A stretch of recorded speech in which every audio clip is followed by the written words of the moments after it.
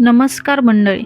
माझ्या मागील व्लॉगमध्ये सांगितल्याप्रमाणे ओल्या काजूची भाजी आमच्या घरी कशी बनवतात, हे मी आजच्या व्लॉगमध्ये तुम्हाला सांगणार आहे. खरं तर ओल्या काजूचे गर खूपच कॉस्टली असतात, कारण त्यामागची मेहनत ही तेवढीच कॉस्टली असते मंडळींनो. आणि ही सगळी मेहनत मला माझ्या आईंमुळे समजली. त्यांनी ते काजूचे गर कापून 2 भाग करून घेतले आणि गरम पाण्यात टाकून घेतले. म्हणजे त्या काजूवरील पापुद्राही लवकर निघतो.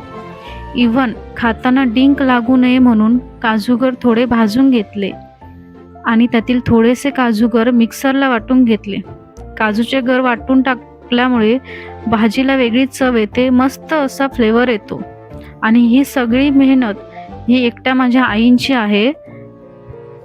त्यांनी भाजी बनवता बनवता मला थोडीशी रेसिपीही सांगितली. मी त्यांच्या मागून त्यांना थोडी थोडी मदतच करत होते. त्यांनी फोडणीची तयारी चालू करून तेल टाकून घेतले. तेल जसे गरम झाले तसे त्याच्यात कांदा टाकून फोडणीमध्ये वाटलेले काजूचे गर टाकले. थोडा वेळ वाफेवर शिजून दिले. काजूचे गर वाटून टाकल्यामुळे भाजीला खरंच एक वेगळी चव येते. काजूचा एक वेगळाच फ्लेवर जाणवत राहतो. चवीनुसार मीठ आणि मसाला ॲड करून झाल्यावर वाटण टाकले. तुम्ही पाहू शकता काजूची अशी मस्त अशी भाजी आमची तयार झाली आहे. आता काजूच्या भाजीबरोबर कोकणात डेली कॉम्बिनेशन म्हणजेच तांदळाची भाकरी. आपल्या कोकणात ना भाकरी हा प्रकार कॉमन आहे आणि त्यासोबत गरमागरम भाजी म्हणजे आहा भारीच. त्याचप्रमाणे आपल्या संसारात आपल्यासोबत आपली सासू असणे म्हणजे आपल्या मागच्या जन्मीचं नक्कीच पुण्य म्हणा. मंडळीनो, काही जण म्हणतात की लग्न झालं की मुलीला आई परकी होते आणि सासू कधी आपली होत नाही. पण खरं सांगायचं तर हे खरंच चुकीचं आहे. मी म्हणते उलट की मुली खरंच लक्की असतात. त्यांच्या नशिबात देवाने 2-2 आई दिल्या असतात.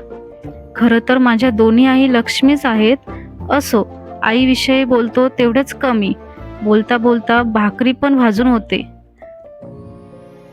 आमच्याकडे फक्त तांदळाचीच भाकरी नसते बरं का. आमच्याकडे ना नाचण्याची पण भाकरी असते. नाचण्याची भाकरी खरंच खूप पौष्टिक असते.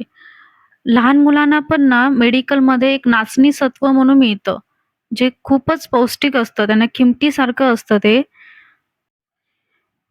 मला बाकी काही येत नसलं जेवणाचं ना, तरी भाकरी मी खरंच उत्तम भाजते. इव्हन ती माझी भाकऱ्या सगळ्या फुगतात.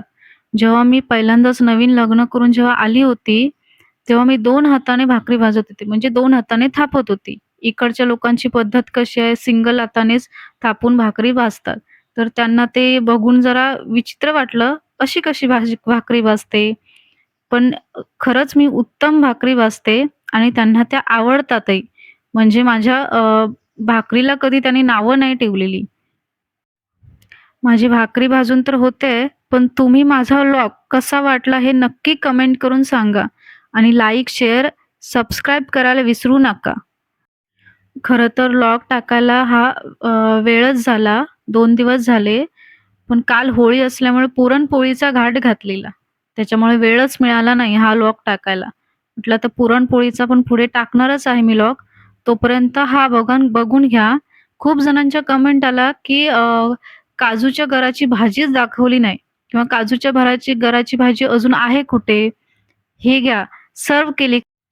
काजूच्या गराची भाजी आणि गरमागरम भाकरी. कॉम्बिनेशन कसं वाटलं हे कमेंट करून नक्की सांगा. उद्या